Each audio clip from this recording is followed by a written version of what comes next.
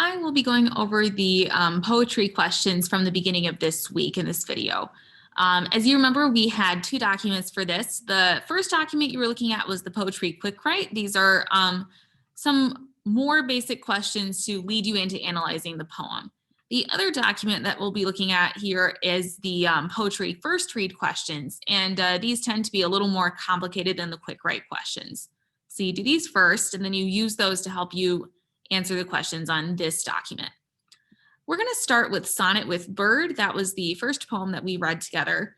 And here are the answers to the Quick Write questions that I interpreted, at least, for this poem. The speaker of this poem is a Native American man who is part of the Spokane Indian tribe. He is also a successful author. He is alone and lonely. Those are important things we learn about him. We also learned that the poem is set in London, England.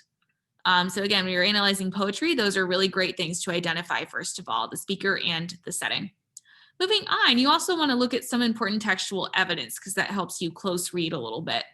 I asked you which 3 lines from the poem you thought were the most meaningful, and this is up to you, but some good examples are down here. The one I'll point you to in particular is this line. Lonely enough to cry in my hotel bed one night as I kept thinking, I am the only Indian in this country right now. That really helps you start thinking about the main idea of the poem.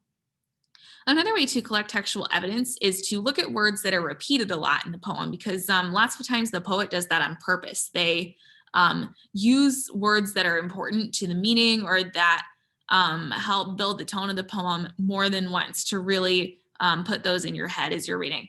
And words that come up a lot in this poem are lonely and die and death, which both have kind of a similar connotation to them. And also England and grief or grieving. So several words there that, again, are going to help you start thinking about the main idea. You can use those to think about the tone of the poem, like I said before, and you should see a tone of longing or loneliness here. And finally, I'm going to tie all of this information together from the last 5 questions and use that to interpret the main idea of the poem. This is a little harder to do than the other questions, but in fact, answering these should have helped you think about the main idea. And here's a possible response to this. The author feels isolated and lonely in England because he feels like an outsider. He can't find anyone else who is like them. You see some of these answers building up to that. You've got lonely coming up a lot. You've got this line I pointed out up here. And also you've got what you learned about the author in the first place up here. I'm going to use that information now and bring that over to the first read questions, which are just a little bit more challenging than the Quick Write questions. The first thing I asked you is, what is causing the speaker great sorrow? And we figured that out from before.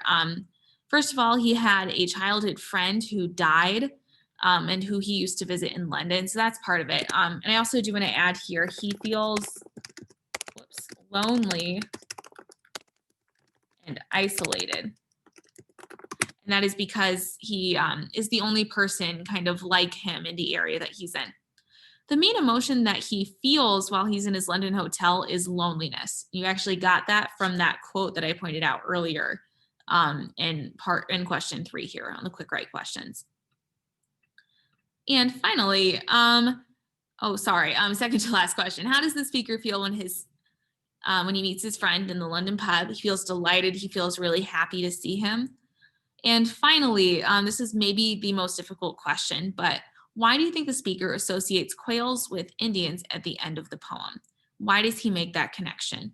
A possible response is that both live together in groups and both grieve when comrades die. He's making those comparisons between them. And you can even take this further and say that he's kind of making a connection between the culture he sees in England, where they do eat quail eggs, and how his own culture would relate to quails.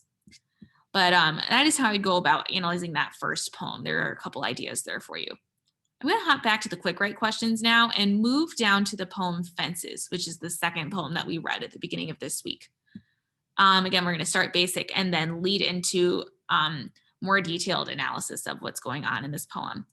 The speaker of this poem, you should have figured out that they are a child of the mother mentioned in the poem, and they are probably a local resident.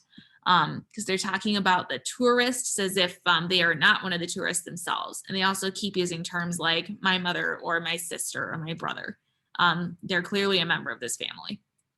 The poem is set at a touristy beach. It's possibly, I'm going to fix that. There we go.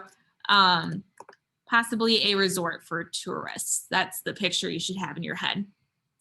I'm going to move on to my textual evidence now. The 3 lines that I personally pulled out from this poem are from the end, my mother roared like the ocean. No, it's their beach. From the beginning, mouths full of laughter, the touristas come to the tall hotel with suitcases full of dollars. That was important, I thought, because you get the sense that they're wealthy, and it tells you who the speaker of the poem is watching. And finally, every morning, my brother makes the cool beach new for them. It's implying that her brother has to work for the tourists. But those are the lines that I personally decided to pull out.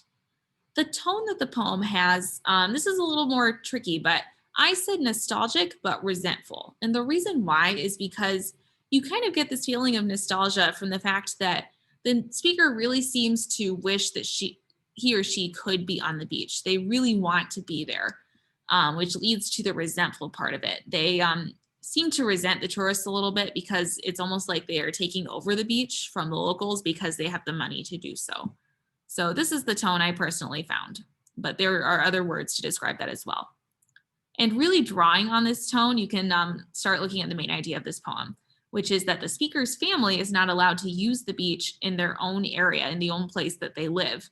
Instead, they have to leave the beach available for wealthy tourists or work for the tourists.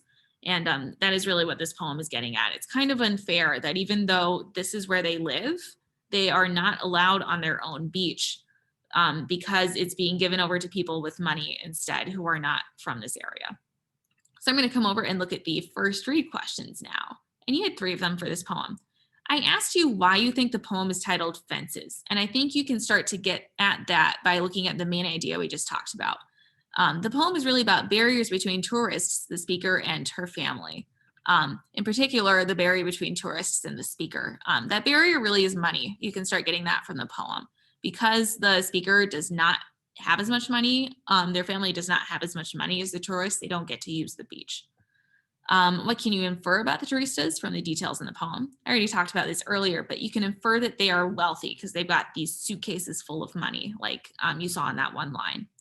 And finally, what point does the poet seem to be making when the mother repeats, it's their beach? And this, one more time, ties to your main idea. The mother thinks that the beach belongs to the wealthy tourists, not to them, even though they are locals.